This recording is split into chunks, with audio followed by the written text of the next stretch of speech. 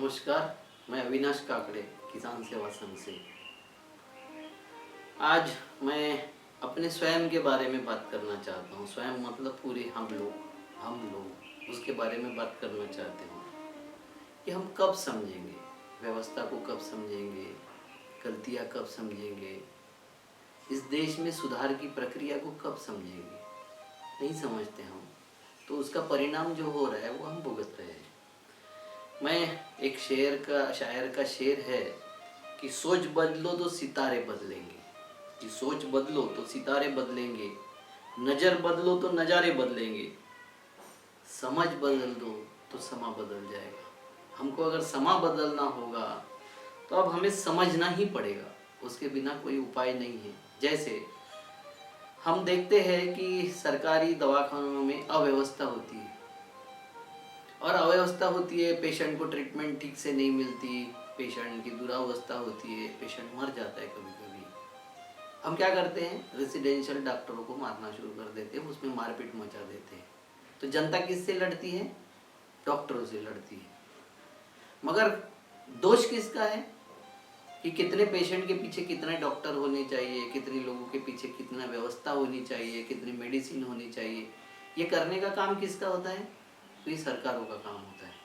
सरकारें करती नहीं है, हम उसका गुस्सा निकालते डॉक्टरों पर। जैसे दूसरा उदाहरण हम दे दे, आपने देखा होगा कि जगह जगह पर रास्ते बनते रहते हैं। हमारे नागपुर में तो मेट्रो वाले रास्ते बना रहे हैं, तो रास्ते जब बनाते तो वो एक तरफ का रास्ता बंद कर देते, दूसरे भी इसमें वो लगा देते अपना कंपाउंड, और एकदम छोटा नैरो रास्ता हो जाता है। आपको देखिए एक किस्सा बताता हूँ कि दो स्कूटर वाले आपस में, एक इधर से जा रहा था एक इधर से मोटरसाइकिल वाले, उनका शीशा एक दूसरे से आपस में टकरा गया और वो लड़ने लग गए, मारपीट पर आ गए, गाली गलौज पर आ गए। वहाँ जो मेट्रो का कर्मचारी था वो तमाशा देख रहा था। मैंने बोला क्यों लड़ रहे हो? तो बोले इसने मेरे को कट मारा है। दूसरा बोल रहा है इसने मुझे कट मारा है। मैंने उनको बोला कि दोनों की कोई गलती नहीं, दोनों ने कोई कट नहीं मारा है भाई। कट अगर किसी ने मारा है तो मेट्रो ने मारा है, रास्ते पे कट मारा है। और ये मेट्रो वाले की जिम्मेवारी थी कि यहाँ का ट्रैफिक नियमित करे। वो एक उसका गार्ड खड़ा है, वो भी अंदर से झांक रहा है आप कैसे लड़ रहे हो, तमाशा देख रहे हैं। तो आप जनता आपस में लड़ती रहती है। डॉक्टर कभी आपके साथ लड़ते रहते हैं, कभी डॉक्टर के साथ आप लड़ते रहते हो, कभी एक मोटरसाइकिल वाला दूसरे मोटरसाइकिल से लड़ते रहता है, कभी एक ट्रक वाला दूसरे ट्रक वाले से लड़ते रहता है। क्यों लड़ते हैं? ये अव्यवस्था का परिणाम है ना। तो हमको किसको पकड़ना चाहिए था? जब मैंने बोला कि ये मेट्रो वाले की गलती है, मेट्रो वालों को पकड़ो, तो फिर वो सारे के सारे उनको गाली बकने लग गए। लोग, पब्लिक वहाँ गाली बकने लग गई, उनको बोलने लग गई। 5-10 मिनट में वो तो सब निकल गए। 5-10 मिनट में वहाँ 5-6 गार्ड आए और उन्होंने ट्रैफिक को रेगुलाइज करना शुरू कर दिया। किस पे हम अटैक करते रहते हैं? हमारी जो भी दूर व्यवस्था होती है उसके लिए हम अटैक किसको करते हैं? इसको हमको समझने की जरूरत है कि ये गलती किसकी है और हम अटैक किस पर कर रहे हैं। एक और देखते हैं, लेबर में जो लॉकडाउन हुआ था उसमें लेबर की दुरावस्था हो गई थी।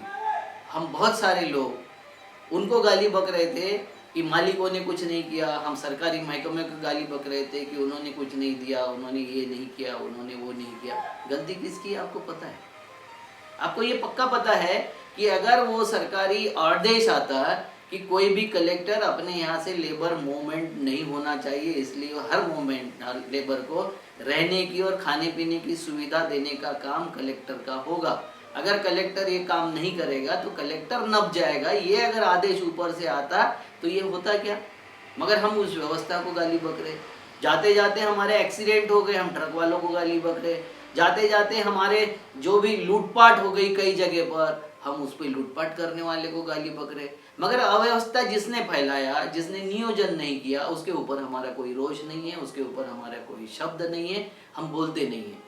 जब भी देखो बिजली की कट जाती है हमारे घरों की, हम क्या करते हैं? जाके बिजली घर को तोड़फोड़ करते हैं, जाके वहाँ के इंजीनियर को पीटने की बात करते हैं, गाली बकने की बात करते हैं।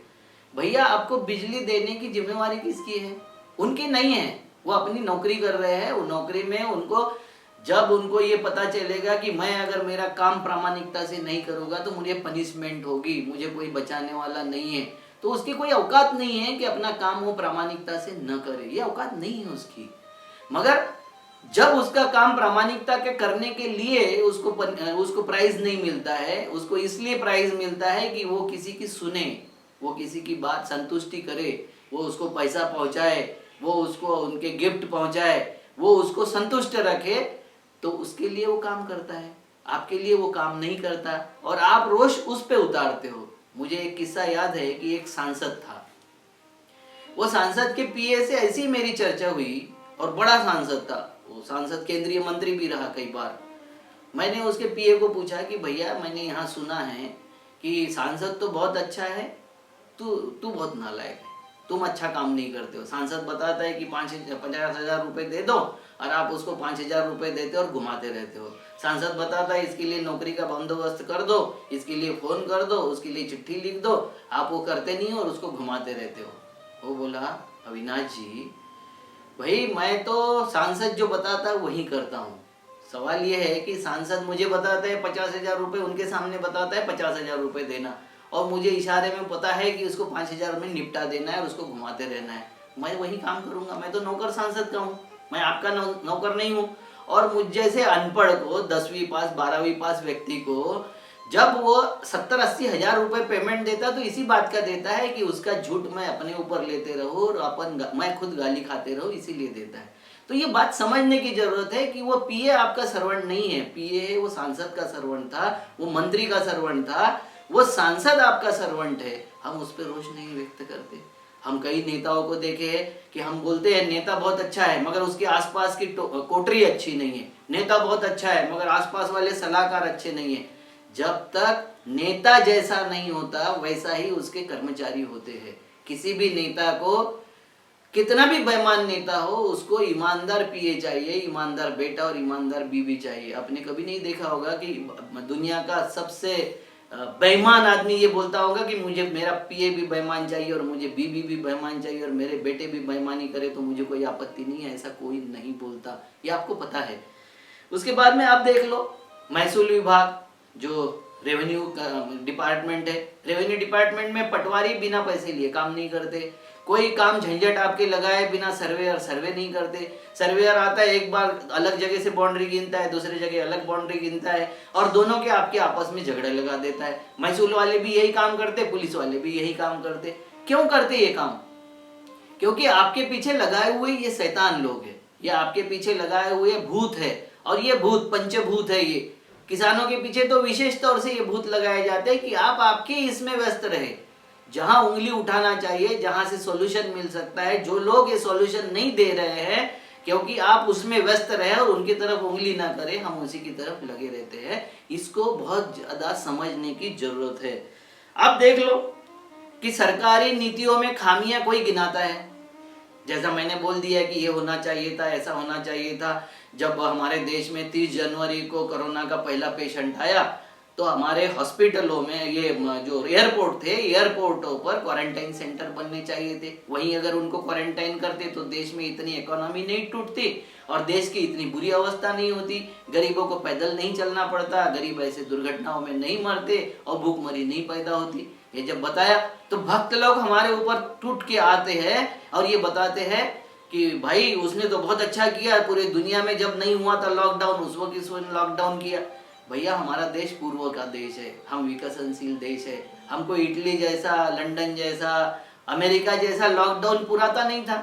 हमने क्यों नहीं पूरब के तरफ देखे? जापान को क्यों नहीं देखे हमने? इंडोनेशिया को क्यों नहीं देखे हमने? वियतनाम को, थाईलैंड को क्यों नहीं देखे कि उन्होंने अपना देश कैसे बचाया? इसके तरफ क्यों नहीं देखे? क्योंकि हमको देखना नहीं है। और ये नहीं देखते हुए हमने देखा नहीं हमारे राज्यकर्ताओं ने। ऐसा अगर हम जब बोलते हैं कि बिना नियोजन मोदी जी आप निर्णय लेते हो, चाहे वो निर्णय आपका नोटबंदी का हो, चाहे 370 का हो, चाहे वह आपका जीएसटी का हो, चाहे लॉकडाउन का हो, आप कोई निर्णय बिना निर्णय उद्देश्य के निर्णय ले लेते हो और बाद में फिर हर वक्त उसको बदलते रहते हो, हर वक्त उसमें चेंजेस करते रहते हो। तो ये हमने जब मोदी जी से सवाल पूछा तो भक्त टूट के आते, चमचे टूट के आते और ये हमको बोलते हैं कि आप उनसे कैसे सवाल करते हो, उस वक्त आप कहाँ गए थे? भैया समस्या आज है और आज की समस्या जिससे है उससे बोलने का सुनो। आपसे दुश्मनी नहीं है, भक्तों से क्या दुश्मनी है यार? जैसा मैं पीड़ित हूँ वैसे आप भी पीड़ित हो, जैसे मैं शोषित हूँ वैसे आप भी शोषित हो। जो मेरे साथ बुरा हो रहा है वो आपके भी साथ हो रहा है। मेरे इनकम टैक्स के रिफंड का पैसा कटा तो आपके भी इनकम टैक्स रिफंड का पैसा कटेगा। आपको पेट्रोल महंगा मिल रहा है, मुझे भी पेट्रोल महंगा मिल रहा है। हम एक लेवल पे है, हम एक डायस पे है, मगर हम सब समस्या के लिए विरोध नहीं करते, तो ये हालत हमारी होती है। अमेरिका में देखो कि जागरूक लोकशाही है, कोई किसी का चमचा और कोई किसी का भक्त बनने को तैयार नहीं है। कुछ समय के लिए बन गए थे वो भी भक्त, मगर जब उन्होंने समझ लिया है कि हमारा विचार स्वतंत्रता, हमारी आचरण स्वतंत्रता पर हमको विरोध का सामना करना पड़ रहा है, हमारा विरोध हो रहा है, तो उन्होंने क्या किया, जैसा ही एक काला मारा गया अंग्रेजों के हाथ से, वो गोरे पुलिसों के हाथ से, तो उन्होंने क्या किया पता है आपको, कि नौकरशाही को घुटने पे ला दिया, डोनाल्ड ट्रम्प को बंकर में भेज दिया और जनता सड़कों पर आ गई। ये लोकतंत्र को हम कब समझेंगे? ये लोकतंत्र का मतलब हम कब समझेंगे? हम कब तक ये बोलते रहेंगे कि विरोधी पक्षों की चाल है, विरोधी पार्टियों की चाल है, विरोधी नेताओं की चाल है, ये पाकिस्तान की चाल है, ये कम्युनिस्टों की चाल है, ये कांग्रेस की चाल है, ये दूसरे विरोधी पार्टियों की चाल है, या भाजपाइयों की चाल है? ये कब तक हम बोलते रहेंगे? हमको ये समझना चाहिए ना कि हमारी समस्या का मूल कहाँ है। हम ये नहीं समझते, हमारी किसी समस्या का मूल हमको नहीं खोजना है, तो समस्या का मूल नहीं खोजोगे तो समस्या कभी सुलझेगी नहीं, उलझते ही जाएगी। ये बात समझने की जरूरत है। हम जब भूखमरी हो रही थी चारों तरफ, राशन दुकानदारों को हम गाली बक रहे थे, राशन दुकानदारों को हम कई जगह पीट रहे थे कि हमको अनाज नहीं देता है। पुलिस वाले वो लाइन में लगे हुए जनता को पीट रही थी। वो क्या कर रहे थे? क्योंकि हमने कोई सिस्टम एडॉप्ट नहीं किए।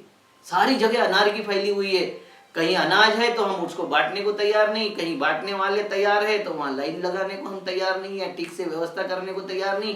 पुलिस वाले सुबह से लाइन में लगे हुए लोगों को कैनिंग कर रही है, उनको पीट रही है। भैया वो उनके घर में खाने को नहीं इसलिए आए हैं, कोरोना की इतनी इसमें आए हैं, विपदा में आए हैं, तो किसी के पास सेंस नहीं बचा है, क्योंकि हमारे जो नेता है, हमारे जो कर्णधार है, वो सेंसलेस हो गए। हमने देखा है कई जगह कि पुलिस वाले पीट रहे हैं। क्यों पीट रहे? पुलिस वाले से तो हमारी कोई दुश्मनी नहीं है, जैसा शासन ने आदेश दिया, क्योंकि जितना अनाज चाहिए उतना अनाज वहां पहुंचा नहीं, जितना लोगों की कहने वहां राशन कार्ड है उतना उनको अवेलेबल हुआ नहीं, कहीं चावल है तो कहीं गेहूं नहीं, कहीं दाल है तो कहीं तेल नहीं। और ये सारी व्यवस्था बनाने का काम किसका था? अव्यवस्था निपटाने का काम किसका था? तो वर्तमान सरकारों का था, चाहे वो राज्य सरकार हो, चाहे वो केंद्र सरकार हो। हम उनसे सवाल नहीं करते, हम उनको क्लीन चिट देते हैं, क्योंकि उनको बचाने वाले 40 पैसे ट्वीट वाले भी होते हैं और उत्साही भी होते कुछ, वो उनको बचाने का काम करते हैं। और जनता किसके साथ में लड़ती है? कंट्रोल दुकानदार के, रेशन दुकानदार के साथ लड़ती है। जनता किससे लड़ती है? पुलिस वालों से लड़ती है। आपने देखा होगा पुलिस वाले कैनिंग कर रहे थे, पुलिस वाले मार रहे थे कि आप घर के बाहर मत निकलो। अरे क्यों मत निकलो? उनकी व्यवस्था का क्या होगा, उनके खाने पीने का क्या होगा, इसका कोई नियोजन नहीं किया। जनता को कोई मार खाने का शौक नहीं है, जनता को कोई अनारकी फैलाने का शौक नहीं है, ये हम नहीं समझते। और ये नहीं समझेंगे जब तक हम कूटे जाते रहेंगे, जब तक हम पीटे जाते रहेंगे। आपको एक बात बताता हूँ कि समझ समझ के भी जो ना समझे, मेरी नजर में वो ना समझ है। हम कब तक ना समझ बने रहेंगे, ये सवाल है। ये सवाल नहीं है कि समस्या क्यों है, समस्या ये है कि ये समस्या क्यों पैदा हो रही है। बेरोजगारी की समस्या है, उन्होंने ऐसा किया था, उन्होंने वैसा किया था। 7-6 साल हो गए भैया मोदी जी, उन्होंने बेकारी पैदा किया था, उन्होंने करप्शन किया था, उन्होंने सब कुछ किया था, इसलिए तो आपको जिताए थे। कि आपको इसलिए जिताए थे कि मोदी, वो नेहरू जी की गलती निकालो, गांधी की गलती निकालो, और किसी की गलती निकाल के आप नहीं रह सकते हो। विरोधी आपको सवाल पूछेंगे, जनता आपसे सवाल पूछेगी, मगर आप सवालों के जवाब नहीं दोगे। और ये सवालों के जवाब क्यों नहीं देते ये लोग? क्योंकि इनको पता है कोई जरूरत नहीं है, हमारे बचाव करने वाले, हमको बचाने वाले और हमारा जो गुणगान करने वाले लाखों की करोड़ों की संख्या में भक्त मौजूद है, जिनको अपनी वास्तविक समस्या से कोई लेना देना नहीं है। वो बनावटी समस्या और बनावटी दिखावटी कामों के लिए अपने इसमें व्यस्त है। आपको एक बात बताना चाहता हूं कि ये जो बनावटी समस्या, धर्म है, जाति है, भाषा है, प्रांत है, ये बनावटी समस्या क्यों पैदा करते हैं? क्योंकि मूल समस्याओं के जवाब राज्यकर्ताओं के पास होते नहीं है। चाहे किसी भी पार्टी का राज्य हो, उनके पास जब मूल समस्याओं के जवाब नहीं होते, हमारी वास्तविक समस्याओं के जवाब नहीं होते, तो ऐसी बनावटी समस्या उभार के हमको आपस में लड़ाने का काम ये व्यवस्थाएं करती रहती है। आपको एक बात और मैं बताना चाहता हूँ कि एक घोषणा हो गई, 3 लाख करोड़ रुपए आपको लोन दिया जाएगा। जो छोटे रोजगार वाले, छोटे इंडस्ट्री वाले, एमएसएमई को लोन दिया जाएगा। और ये लोन बिना मॉर्गेज का होगा। आप बैंकों में जाइए, बैंक वाला मैनेजर बोलेगा भैया 2 गारंटर रहेंगे, जब तक मैं अश्योर नहीं हो जाऊंगा तब तक मैं तुमको लोन डिसबर्स नहीं करूंगा। और ये बैंक वाला आपसे बोलेगा, ये नीरव मोदी से नहीं बोलेगा, ये विजय मल्ल्या से नहीं बोलेगा, ये और किसी से नहीं बोलेगा जो लोन लेके भाग जाते हैं। ये अमित शाह के बेटे से, जय शाह से भी नहीं बोलेगा कि हम आपको ये सब होने के सिवाय लोन नहीं देंगे, नहीं बोलेगा। और हम लड़ाई किससे करेंगे? बैंक मैनेजर से लड़ाई करेंगे। ऐसा कैसा, उन्होंने तो बोल दिया, आप क्यों नहीं करते, आप क्यों नहीं मानते? ये किससे लड़ेंगे हम? बैंक मैनेजर से। बैंक मैनेजर का क्या दोष है? वो तो अपने नियमों का पालन कर रहा है। ये नियम बनाने वालों के साथ में हम कभी लड़ेंगे? हम उन नियम बनाने वालों को कभी सवाल पूछेंगे? ये जब तक सवाल नहीं पूछोगे, जनता जब तक एक होके अपने समस्याओं पर एकत्रित नहीं होगी, अपने समस्याओं के बारे में नहीं सोचेगी, हमारे भक्ति के बारे में सोचेगी, हमारे नेता और नेतृत्व के बारे में सोचेगी, हमारे पार्टियों के बारे में सोचेगी। ये पार्टियां सत्ता के लिए होती है, आपके लिए नहीं हो रही है, दुर्भाग्य है। वास्तविकता पार्टी अपने आपके लिए डिवोट होना चाहिए था, मगर ये नहीं हो रहा है। आपके समस्या और आपके सवाल नहीं पूछे जा रहे, ना मीडिया पूछ रहा है आपके सवाल, ना आपको कोई विरोधी पार्टी पूछ रही है, ना विरोधी नेता पूछ रहा है। तो आपके सवाल आपको समझने पड़ेंगे और आपको पूछने पड़ेंगे। जब तक ये नहीं करोगे, आपके किसी भी समस्या का समाधान नहीं निकलेगा और यूं ही आप भटकते रहोगे। ये मैं आपको पूरे जिम्मेवारी के साथ बताना चाहता हूँ। साथियों, हमें यह भी समझना पड़ेगा कि हमारा सारा समाज असंवेदनशील और अधिनायकवादी हो गया है। देखिए, अभी सुशांत सिंह नाम का जो एक्टर है, वो इसलिए मर गया कि उसका कोई फोन नहीं उठा रहा था, उसको रिस्पांस नहीं दे रहा था। हर इंडस्ट्री पे, चाहे वो पॉलिटिकल इंडस्ट्री हो, चाहे वो फिल्म इंडस्ट्री हो, चाहे इंडस्ट्रियल बेल्ट हो, ये हर चीज में अधिनायकवाद हो गया। ये कुछ गिने चुने लोग हर इस पे कब्जा करके बैठ गए और वो नए किसी आदमी को आने देने को या उसको स्पेस देने को तैयार नहीं है। तो उसमें जो असंवेदनशीलता आ गई है, सारे लोगों के प्रति असंवेदनशीलता आ गई है, उसमें हम खुद भी असंवेदनशील बन गए और हम समस्याओं की जड़ बनने जाते हुए आपस में ही लड़ मर रहे। और ये आपस में लड़ मरना, आत्महत्या कर लेना, वायलेंस कर लेना, ये उसका उपाय नहीं है। ये जब तक नहीं समझेंगे, कैसे हम इससे पार पाएंगे? मैं आपको एक 4 लाइन के साथ समाप्त करूंगा कि पंछी कहते हैं चमन बदल गया, तारे कहते हैं गगन बदल गया, शमशान की खामोशी ये कहती है कि मुर्दा वही है, सिर्फ कफन बदल गया। नेता आ रहे हैं, जा रहे हैं, सीएम आते हैं जाते हैं, पीएम आते हैं जाते हैं, हमारी अवस्था बद से बदतर होती जा रही है। आज की तारीख में देख लीजिए, ना झुकाऊंगा ना दिखाऊंगा, ये सारे बताने वाले, नेपाल भी हमारे लोगों को मार देता है और हम उसका कुछ नहीं कर सकते। कहाँ जा रहा है हमारा देश, किस तरीके से जा रहा है, इसके बारे में सोचो। ये बोल के कि भैया वो नेहरू जी ने ऐसा किया था, गांधी जी ने, अरे छोड़ो यार, उन्होंने जो किया था वो निर्गुट सम्मेलन थर्ड फोर्स बना दिया था नेहरू जी ने। आप क्या बनाओगे थर्ड फोर्स? आप तो किसी के पाले में जाके बैठते हो। और नेपाल जैसा जो देश है, जो हमारा सहोदर था, वो जाके चाइना के साथ बैठ गया, वहां कम्युनिस्ट शासन आ गया पूरा का पूरा, और वो आपको आंखें दिखा रहा है। तो इससे कब उभरेंगे हम? चाइना 60 किलोमीटर अंदर घुस जाता है, हम 2.5 किलोमीटर उसको पीछे कर दिए, इसका उत्सव मनाते रहते हैं और वो समस्या को हम नेहरू जी पर टालते रहते हैं। कि कब तक मुंह चुराओगे सच्चाई से?